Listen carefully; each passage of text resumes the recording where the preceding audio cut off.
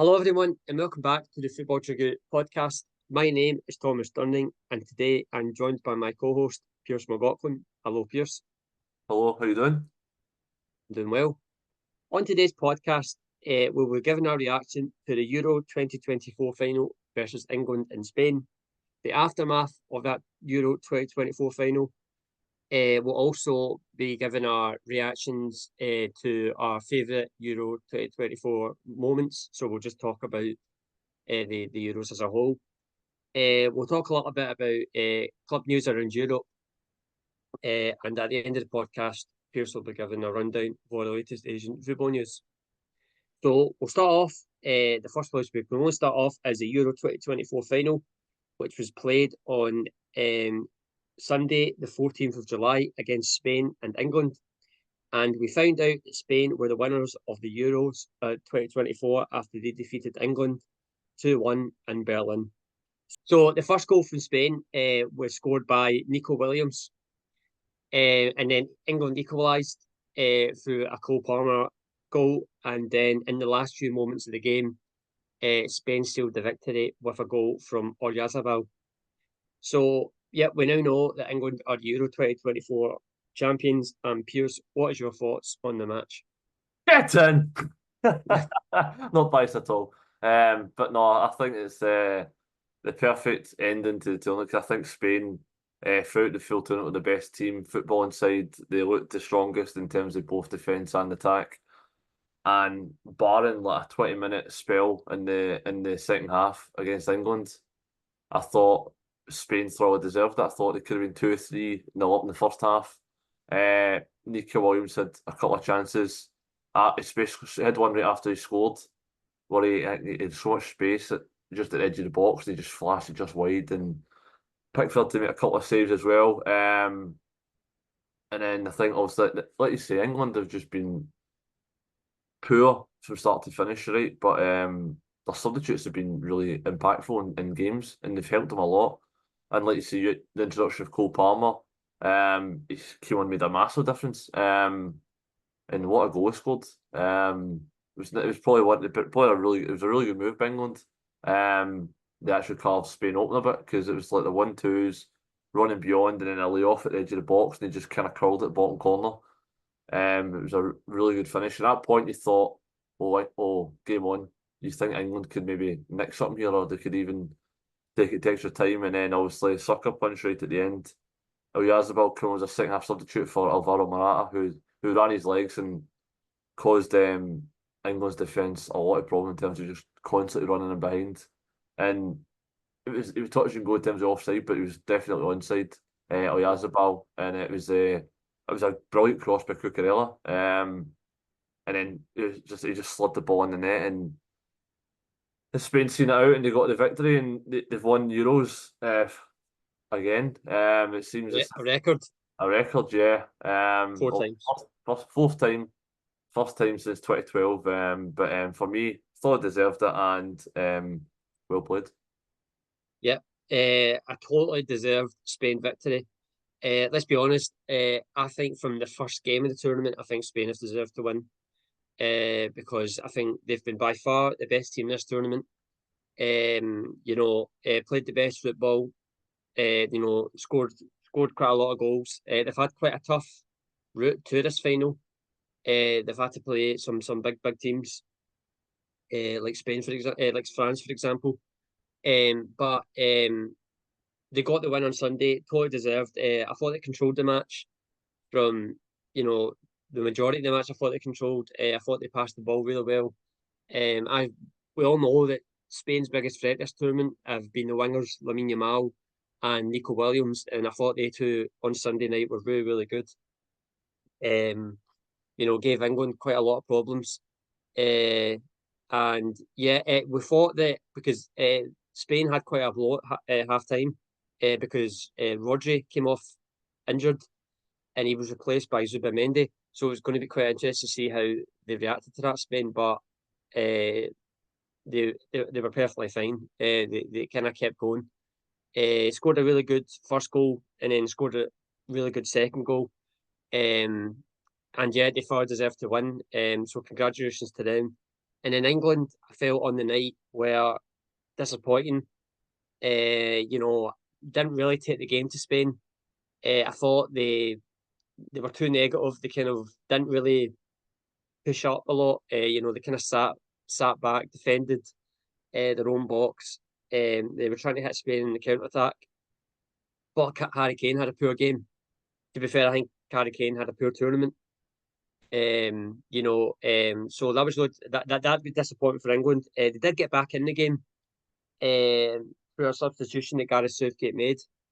And I wasn't really surprised because we've seen a lot of this tournament in England where they've went 1-0 down and then they've changed it up with the substitutions and they've managed to get back into the game and eventually sometimes go on to win the game. Obviously, this time that didn't happen, but they got back into the game. So I thought England were going to capitalise on that, but Spain reacted really well, and I thought England's reaction to the goal that they scored was poor. They didn't really, after they scored with Cole Palmer, they didn't really take the game to Spain. Spain managed to get back into control, and Spain got their second goal. So once again, fully deserved win for Spain. They now win a record 4th Euros. So what an achievement that is for them, and what achievement for Luis de la Fuente, because he's won trophies with the Spain under-19s national team.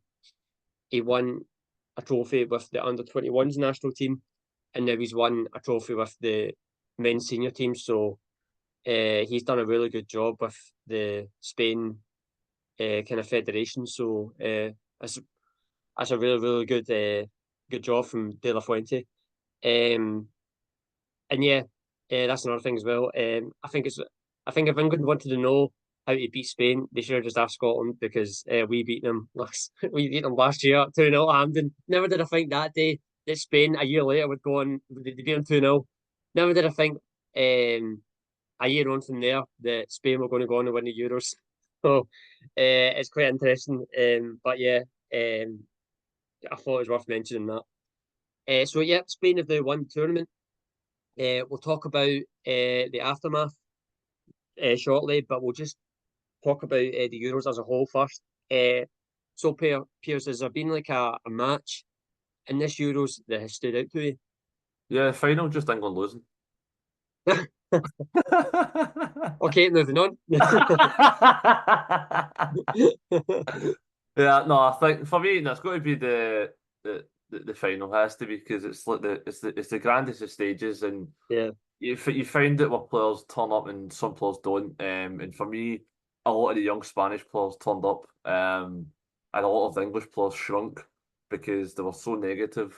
They had 30% possession in the first half, and you think it was like prime Stoke City under Tony Pulis, just playing for set pieces and just being, because the best players for England in the first half were John Stones, Mark Gahey, and Jordan Pickford, and that's saying something because that's your defensive players. There was no attacking threat from England until the second half, until they, like you say, they go behind. But no, for me, the best game of the tournament is the final, because the final is the grandest of stages. And a lot of this young Spanish players turned up and they look really comfortable. And like you say, losing a Rodri at half time, by the way, is for me the best holding midfielder in the world football right now. But like you say, they bring on Martin Zubimendi from Real Sociedad, and he just slots them perfect seamlessly. And you probably think English fans probably thinking, "Oh, Rodri's off, we've got a chance to go and win this game." But yeah, he's brilliant. And literally, as soon as he came on, Spain score. I'm not saying it's coincidence, but they probably thought that at the time, and then they've probably within a minute Spain on the lead. But for me, no, I thought the final was the best game for me. It's a good shout. I'm actually going to go something slightly different. I'm going to go back to the group stages, and I'm actually going to say my favourite game of the tournament was Turkey versus Georgia. It finished 3-1 to Turkey, but I watched that game, and to say it was a brilliant game. There was 2 amazing goals in that game. Mert Mulder for Turkey, first goal. I think I think it was a volley right into the top corner. It was a great finish. And then Turkey's second goal, Arda Güler, was probably that's a real shout for goal of the tournament. That was a brilliant goal from outside the box. He just whipped it right into the top corner. And then, yeah, I thought Georgia, who, obviously was a great achievement for them getting to the tournament, the first time in the tournament. I thought they gave a great account of themselves in these Euros. And in that match especially, I thought they were unlucky to lose that match because at the end as well, it was just, they had two great chances. I remember one of them I think was cleared off the line and I think they hit the bar with one of their other chances. It was just such a good game. I remember watching it. It was a game that I was really invested in the most. Um, yeah, such a good game. I've always said since that game that there's not been a game since that I've watched where I thought that's topped it. I've always enjoyed that game the most. It's a shame that I couldn't say anything. I mean, obviously we are both Scottish. It's a shame that we can't really say anything about Scotland because I don't know about you, but I just feel like we weren't really there. I forget that we were even at the tournament. It just felt like it never got going for us at all. Well, Like we didn't even. you could probably say that since that defeat against that win against Spain, Scotland have just down tools and they've just no performance. Yeah, like And at the tournament, we didn't even started. they're shambolic. Yeah, it was. It was so disappointing because we were both excited for it before the tournament started. And then after that Germany game where we get beat badly, 5-1 in the first game, I just felt after that like we were out. That was it. Like we were finished basically, and it just didn't really get going for us. It was so disappointing. It really was because obviously that was our first time seeing Scotland in an overseas tournament, and it just didn't really happen for us. So that was really disappointing. So I can't really say anything because there's not really much to talk about when it comes to Scotland in the tournament. But going back to my favourite match of the tournament, I'm going to say it was Turkey 3, Georgia 1. I'm going to ask you your best player, Pearse. So we found out that it was Rodri that won player of the tournament. Do you agree, or is there another player that? I don't agree. I think he's probably Spain's most important player, but I don't think he Yeah, was standout player. I think for me, if you're going to pick a standout player, probably Lamine Yamal or Nico Williams. yeah, I think the toss of the coin between the two. I think an attacking sense, I think both of them have been outstanding in terms of goals, assists, and just taking on the man, just exciting and just basically been fearless. Could have won 16 or just on 17 in the final, Lamine Yamal, and then Nico Williams is 20. Like the ceiling for the two is ridiculously high, and the fact is they've went and won a major honour with the national team when in the last Euros they weren't even in first team for the clubs, and to be starters for the Spanish national team at the start of this tournament is unbelievable going. But for me, I think I would edge towards Nico Williams. I think he just did a bit more. He just looked a bit more dangerous, and obviously, Lamine Yamal's he's only 17 now, so he's very young, and I thought he had a lot of opportunities where he could have done a bit more. He had a lot of chances with shot and a bit wasteful at times, but he's 17-year-old. That can come with time in terms of composure and that lethalness in front of goal. And if he manages that, then he can stay at the top level in terms of Barcelona. Because you've seen how many wonder kids came through La Masia in terms of wingers that showed promise early on and never kept that consistency or never pushed on. And if he can do that and maintain that clinical edge in terms of attacking, because if you're a winger, you need to have goals, assist, to stay in the side. Otherwise, they'll just go and buy somebody, or they'll bring the next young talent through. Because we've seen that with Ansu Fati. That's why he went and loaned at Brighton last season. If you don't maintain the level, then you'll not be at the club for much longer. But for me, Nico was a standout player. I thought the Bilbao winger was outrageously good in terms of his just raw pace. And it makes you a bit like Rafael Leao, but Rafael for me disappointed in the tournament because like his size is very tall, he's very athletic, he's got long legs, he's got a long stride, and he's explosive, and he can go either side, very tricky. And for me, it's probably the best performance I've seen when was against Italy, where he just absolutely roasted Di Lorenzo. And Kyle Walker in the final couldn't live with him either. And we know Kyle Walker's recovery pace. He's the only one that could probably deal with someone like a Kylian Mbappe. So to cause like elite fullbacks problems, I think no, that for me is the reason why I'd edge towards Nico Williams and the fact that he scored in the final, which was a nice finish as well on his weaker foot. So now I'd go towards Nico Williams. I think he was for me the best player of the tournament. Yep. I disagree with Rodri as well. Winning player of the tournament. I'm not saying like Rodri was bad. Rodri was amazing. And I actually think Spain wouldn't have won the tournament without Rodri. I just think he's such a big figure for them in the middle of that park. But for me, I'm going to go with Williams' opposite partner and on that other wing, and I'm going to say Lamine Yamal was player of the tournament. Lamine Yamal, he won Young Player of the Tournament, which I totally agree with. But I actually think he was just the player of the tournament overall. For a 16-year-old kid to come into a tournament like that, and we heard of him before the tournament, obviously with Barcelona, his breakout season. But I thought he was amazing this tournament. The skills, the assists and goals he got as well. It was just so impressive. Every game I watched him this tournament, he stood out to me. For me, he was the best player in the park. His defensive work was really good. He always helped out Carvajal at right back. I just felt for me he was player of the tournament. I thought he was brilliant. He got an assist on Sunday as well for Nico Williams. He did really well to kind of drift in from the wing. He kind of went into the middle of the park. I actually thought Luke Shaw struggled with that a lot on Sunday, kind of struggling with the fact that Lamine Yamal kept coming from the wing. He kept coming into the middle of the park. And he's so good with the ball as well. That's another thing about Lamine Yamal. He's so good when his back's turned to goal, and he kind of seems to manage to shimmy and get himself going towards the goal. He's really good at that. But yeah, for me, Lamine Yamal, player of the tournament, 16 years old. I mean, it's scary as to what he could probably achieve, in the future. The fact he's only 16, and he's actually going to play Argentina, because Argentina won the Copa America on Sunday. So he's going to play Argentina, and he could finally come up against Messi, which will be some story because there's that famous. You've probably seen it. That famous photo of Messi holding Lamine Yamal when he's literally just. He looks like he's just weeks old. So that's going to be cool if that turns out to be true. But yeah, Lamine Yamal for me, player of the tournament. And yeah, just lastly, Pearse. Overall, so when you go, Pearse. What about goal of the tournament? Because I think for me, Goal of the tournament, yeah. I think Lamine Yamal's goal against France is a goal of the tournament for me. Yes, that's a good point. That's a good one. I'm actually going to disagree with you with that one.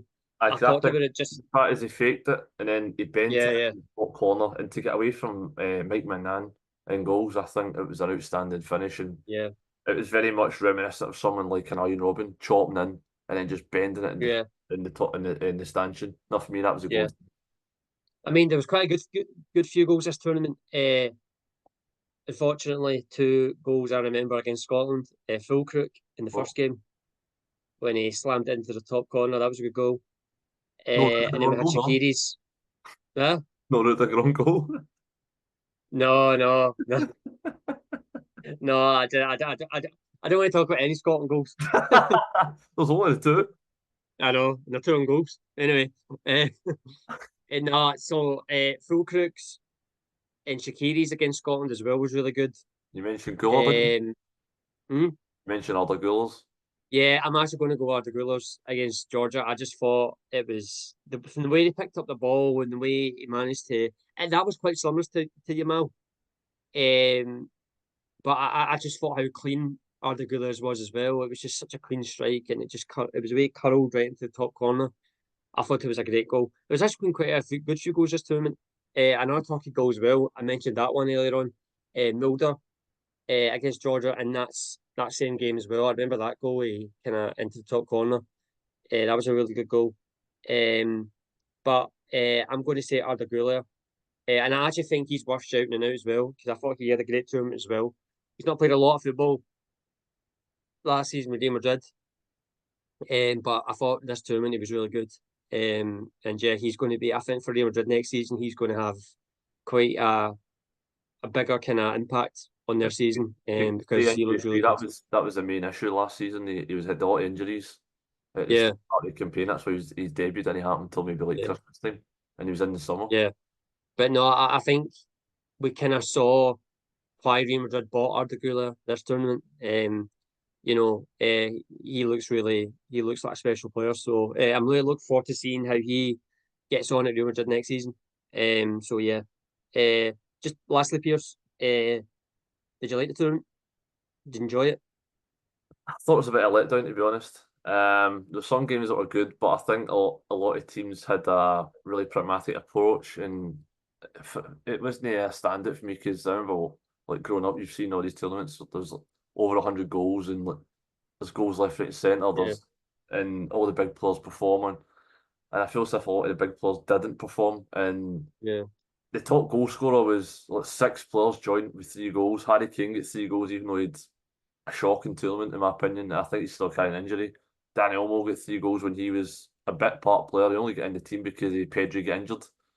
yeah. So, and a lot of strikers, a lot of strikers, Mick for Georgia, aye, he was up there as well. he was up there as well. I mean, and then you've got all the strikers. Like Mbappe only got 1 goal, it's a penalty.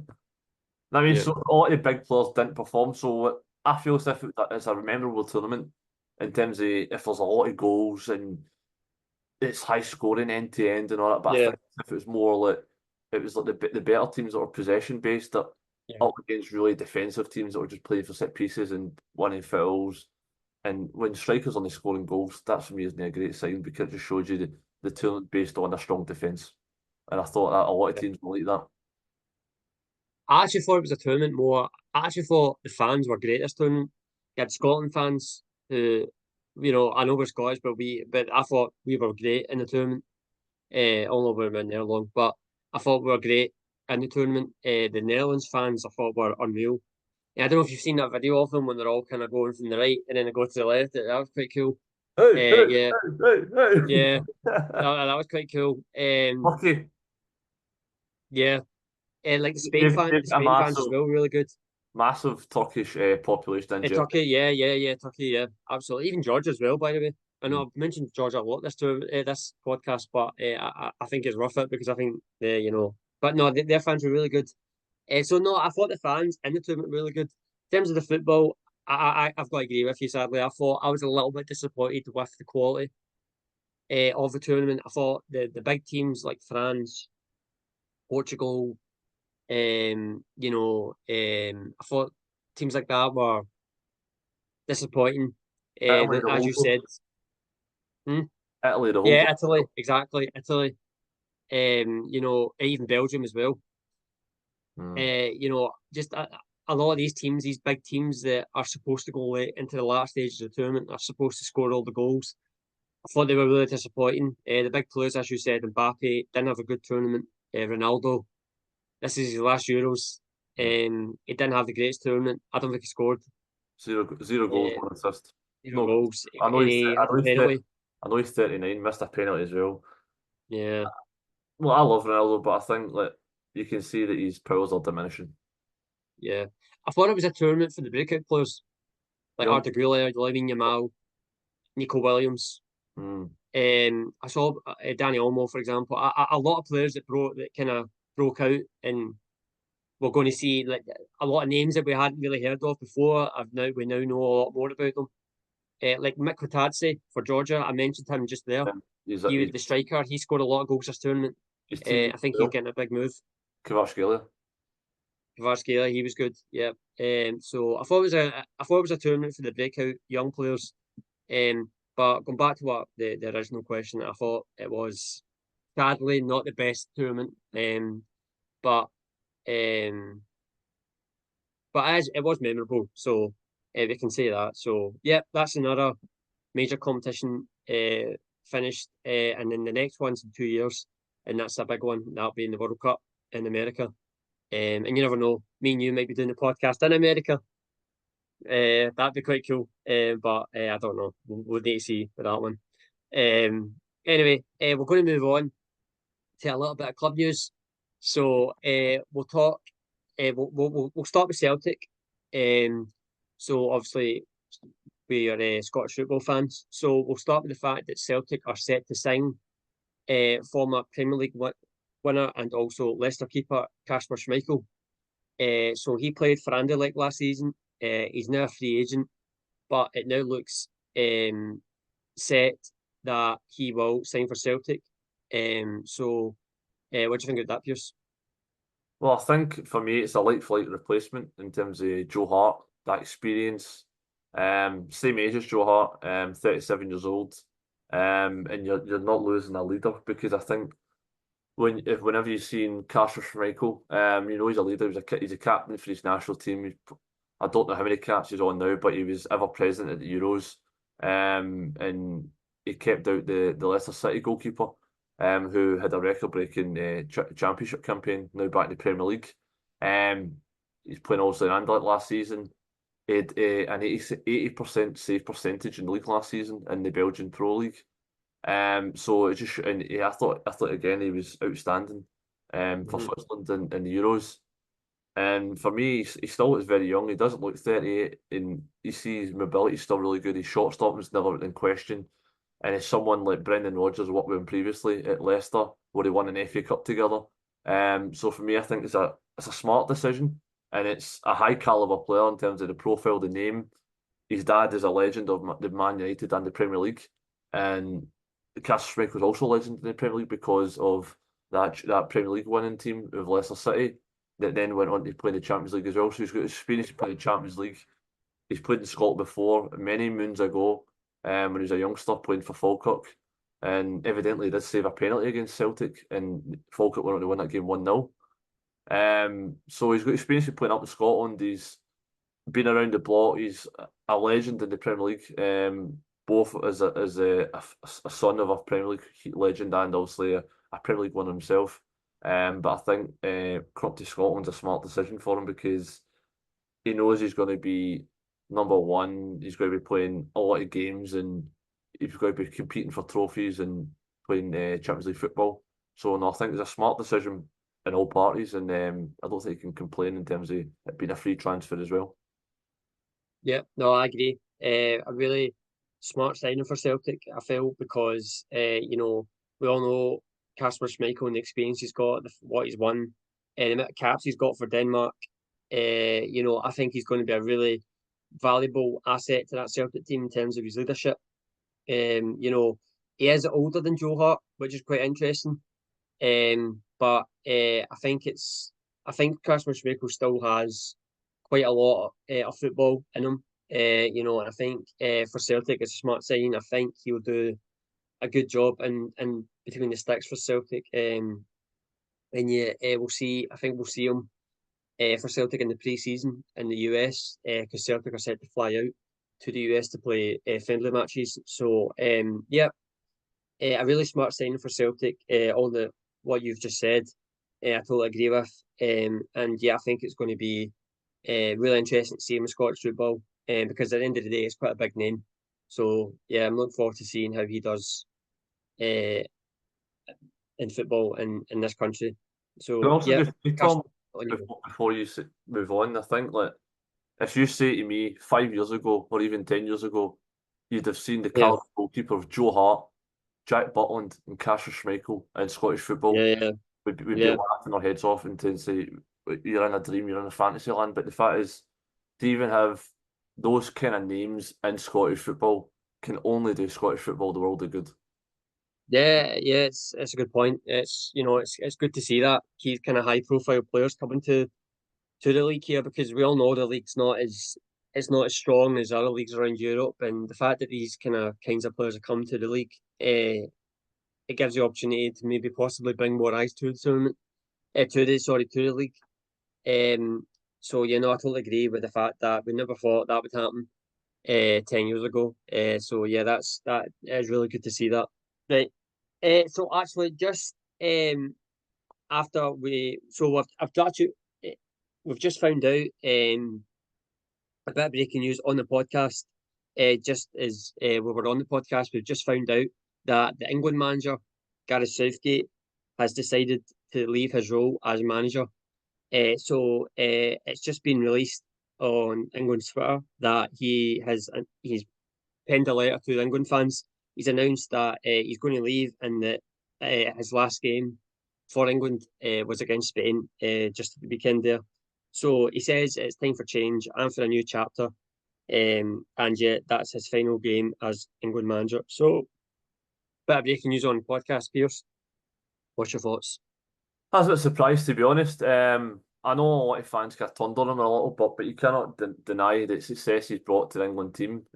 Because before Gareth Southgate, I don't think they were even competing in major tournaments. Because obviously Roy Hodgson was the last manager before him, and they get knocked out by Iceland in Euro 2016 in the last 16. And then World Cup 2018, they got to a semi-final against Croatia. They lost in extra time. Euro 2020, which delayed to 2021, they go to the final, lost to Italy. World Cup, they get put out by France in the semi-final. And then they get to the Euro final again and they lose narrowly to Spain. So I think there's progression there. And the fact is he's got them in the latter stage of competition, semi-finals and finals. He's got to be seen as progress, although people might think the style of play is a bit old-fashioned and boring, but at the end of the day, football's a results-based business, and I think England to be competing at the latter stage of competitions has got to be a positive, regardless of what you think of his managerial credentials. But he's been successful, Matt, in terms of my opinion. As a Scotsman, talking about an Englishman, I think he's been successful because, like you say, similar to De La Fuente, in terms he's came through the FA setup with the under-21s, then he's progressed into the senior team, and you've got to say he brought back harmony to the England side, and a lot of players would maybe pull out of competitions or focus more on Premier League duty, but I think he's got the English fans back on side again, and he actually got them believing, and he's got them in, like you say, two finals. You can't really complain of that. They might have lost them, but I think that's got to be seen as progression. Yeah, I think he's done a really good job with England. When he came in as England manager, England were a mess. They'd just been beaten in the Euros 2016 against Iceland, and so it's quite embarrassing the way to go out. They got Sam Allardyce as a new manager, and that lasted only one game. It was quite an embarrassing way to kind of lose your job. And then he came in to a very broken England squad. And in the last 8 years, he's managed to build the belief again. There seems to be a real good togetherness with the England team now. All the players that played under Gareth Southgate for England seem to really like him. So he's done a really good job. But at the end of the day, the one thing that people are going to come back on with Gareth Southgate is the fact that he never won anything with his England team. He got close, two finals and a semi-final in the World Cup. He's got as close as any manager since England won a World Cup over 50 years ago. So so I think he's done a really good job. I think he deserved to leave that way because I don't think I've agreed with the fact he got sacked. The fact he didn't get sacked kind of sits better. He decided in his own terms that he wants to leave.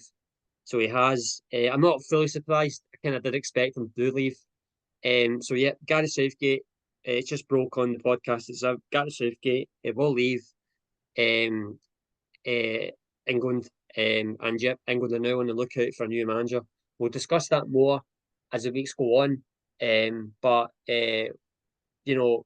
there's going to be lots of names thrown about, likes of Graham Potter, Eddie Howe, Mauricio Pochettino, names like that are going to be linked with the England job. So we'll talk about more about that on the podcast in the weeks to come. But yeah, I just thought it was worth to mention that Gareth Southgate has been confirmed has left England. So we'll now move on to all the latest Asian football news from Pearse. Yeah, so we're going to talk about some Asian football news. We'll start off with some K-League 1 action. So Saturday the 13th of July, we had Ulsan HDFC 1, FC Seoul 0, Daejeon Hana Citizen 1, Gangwon FC 1, Jeju United 2, Pohang Steelers 1. And then Sunday the 14th of July, we had Gimcheon Samu 4, Jeonbuk Hyundai Motors 0, Gwangju FC 0, Incheon United 2, Suwon FC 2, Daegu FC 2. So it's leaving the K-League 1 table looking like this. At the top of the table of Gimcheon Samu, unmoved. Top of the table, 23 matches played, 43 points. And it's so close at the top of the table. Ulsan just behind them, who are now on 42 points, just a point behind them, and they've actually got a goal more, so it's very tight. And then third position, Pohang Steelers also on 41 points. So three teams set by 2 points, and it's set up for a very interesting title race. And at the bottom of the table, Daejeon Hana Citizen on 20 points, minus 11 goal difference. And then we've right above them, we have Jumbo Hyundai Motors on 20 points also. And in 10th position, we have Daegu FC on 23 points. So in terms of, move now on to J-League 1 action. Saturday, 13th July, with Hoikuro Konzo Sapporo 1. Last season champions for Kobe 1. FC Tokyo 2, Albert Stegata 0. Sunday, the 14th of July, we had Nagoya Grampus 2, Kashiwa Reysol 1, Tokyo Verde 0, FC Uchida Zelvia 1, Kyoto Sanga FC 0, Ura Diamonds 0, Sanfrecce Hiroshima 1, Avispa Fukuoka 0, Kawasaki Frontale 1, Seizo Osaka 1, Sagan Tucson 0, Gambo Osaka 2, Shonan Bellmare 5, Jubilo Wata 0, Yokohama F Mariners 4, Kashi Antlers 1. So let's leave the top of the table looking like this. FC Uchida Zelvia got a 5-point lead at the top of the table after 23 matches played. The second position with Gambo Osaka on 44 points. And then Vissel Kobe and Kashi Antlers both on 41 points in third and fourth position respectively, separated by the 8 goals that Vissel Kobe hold over Kashi Antlers. So at the bottom of the table, we have pretty much needing a miracle at this point to survive in the league, and that's Hoikuro Konzo Sapporo, rooted to the bottom of the table in 20th position, minus 27 goal difference with just 12 points from 23 matches. It's safe to say he's a miracle at this point. In 19th and 18th position, we have Kyoto Sanga FC and Shonan Bellmare on 22 points in 19th and 18th position. So they've got a 10-point gap at the foot of the table. So it's looking unlikely. And then just outside the relegation place, we get Sagan Tusu on 23 points, just a point outside of the relegation. So in terms of other Asian football news, Ulsan HDFC have parted ways with their manager, Myung-Bo, as he solely focused on being the new South Korea head coach that we reported on last week. So it's now been confirmed that he's solely focusing on the South Korean manager's job. So Southampton have announced the signing of Yukinara Sugawara from Dutch club AZ Alkmaar on a 4-year deal. The Japanese international right back, 24, has been playing professionally since the age of 17, where he made his debut in the J-League for Nagoya Grampus back in 2018. In his 5-year stay in Holland, the defender amassed nearly 200 appearances for the first team, including a club record 53 games across European competitions. And Sugawara, who has 13 caps for Japan, says, "To come to Southampton and to play in the Premier League is one of my biggest dreams since I was young. So I'm really excited to be here." And Russell Martin, the Southampton manager, chimed in with this. "Yuki is a player we've watched for a long time, and he was our number 1 target in his position." So PSG have rejected a €70 million offer from an unnamed Premier League club for Kang In Lee. PSG does not want to sell the South Korean. Kang In Lee also does not want to leave PSG since he feels very good at the club and in Paris. Hwang Hee-Chan has been allegedly racially abused, and Daniel Podence was sent off for punching a Como defender in Monday's pre-season friendly match between the two sides. Midway through the second half, the attacker reported the incident, which led to angry reactions of his teammates, resulting in the dismissal of Daniel Podence. Immediately following the incident, Gary O'Neill spoke to Hwang and offered him the opportunity to abandon the match. However, the South Korean was determined to continue to play out the 90 minutes. Racism or discrimination in any form is completely unacceptable and should never be left unchallenged, and Wales will be submitting a formal complaint to UEFA regarding the incident. And a bit of breaking news, Como in the last few minutes have come out with a statement which reads, I'll just read it out to you. "Our club does not tolerate racism and condemns all forms of its strongest possible way. We spoke to the defender in question to understand what was said. He said he told us the comment he made to his co-defender was, 'Ignore him, he thinks he's Jackie Chan.' Having spoken to our player at length, we are confident this was in reference to the player's name and to the constant reference of Channy made by his own teammates on the pitch. And as for our club is concerned, our player did not say anything in a derogatory manner. we are disappointed that the reaction of certain Wolves players have seen the incident blown out of proportion. So, Tom, I want to know your thoughts on this situation. Yeah, no, it's not. It's quite. It's terrible. It should Stuff like that shouldn't be happening. We've obviously seen these kind of things happening in the last few years. They've kind of there seems to be kind of a pattern emerging year after year. We had the knee. Remember, just after COVID, we had the players before the match. Around Europe with going down one knee before the match to stand up against racism. But these things are just still keep emerging, and it's quite right that teams they keep pointing it out because we need to try and eradicate it from the game. Well said, mate. Yokohama F. Marinos have sacked Harry Kewell after a disappointing start to the G League One campaign. Fellow Aussie and his assistant John Hutchinson will take temporary charge of the J League side. A report on Monday claimed the reasons for Kewell's dismissal were largely due to his performance, but that wasn't the only reason. Yokohama Express reported his tactics were inconsistent and instead caused confusion amid claims he lost the dressing room. So Kewell became the third successive Aussie to lead Yokohama F. Marinos after Ange Postecoglou and most recently Kevin Muscat when he left his role as Celtic coach at the beginning of the 2024 campaign. It was the ex-Leeds United and Liverpool Stars' first head coaching role since 2021 with Barnet in England. So Tom, I want to know your thoughts on Harry Kewell being sacked in the J League. Yeah, I heard that there was a possibility that he was going to get sacked. I think he lost in the Asian final. Am I right? Yeah. Not that long ago. Aye.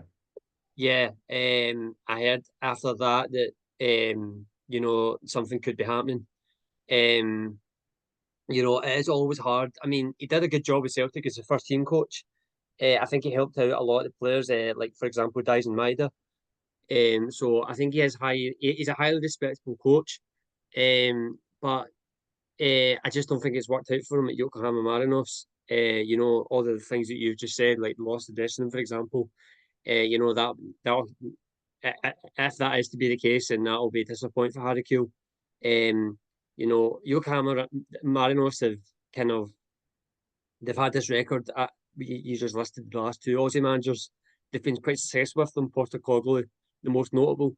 He was quite successful with Yokohama Marinos. Kevin Muscat was as well. So they thought that maybe the fact that Harry Kewell comes in, hopefully he could follow that trend. It hasn't worked out. So yeah, he'll be disappointed with that. But I think he'll possibly get into another coaching role soon. I wouldn't be surprised if he came back to Celtic, because he was part of Brendan Rodgers' staff at Celtic before he took this Marinos job. I think Brendan Rodgers respects him quite a lot, so that could be an option. Or he could go down to England and help out Ange Postecoglou at Tottenham. We'll need to see and wait to find out. But yeah, very cool. It'd be disappointing for him to get sacked. And yeah, whatever he does, good luck to him in the future. Yeah, I second those opinions. I think he was a really good coach at Celtic, and I thought he'd lit up Japan with the way he wanted to play attacking football, because I think he's very much envisioned with the Ange Postecoglou way of playing football, but it never really seemed to work out in Japan. So Yokohama finished second last season, just behind Vissel Kobe, by a few points, but this season they're currently sitting in 12th position, 20 points off at the top of the table, and they've only won 8 matches all season. And they lost in like you mentioned, the Asian Cup final against Al Ain 5-1, Hernan Crespo's Al Ain. So they were well off it. And they've lost a few players as well, so we've got to mention that as well, caveat that in terms of they've been losing their best players every couple of seasons. And they've not replaced them, so they have to promote from within.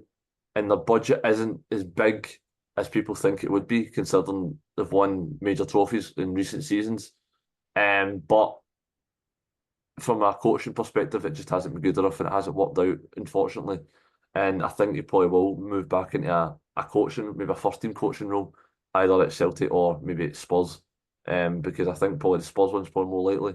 Because working with a fellow Aussie in Ange. And I think he hired a few Aussies this summer to help him out at Tottenham. So maybe that could be a preferred destination. But yeah, that's all your Asian football news. And thanks for listening. Yeah, thank you, Pearse. And thank you, everyone, for listening to this episode of the Football Chuggu Podcast. This podcast will be available to listen to on the Football Chuggu YouTube channel and also the Football Chuggu website. Thanks for listening and see you soon. Bye-bye.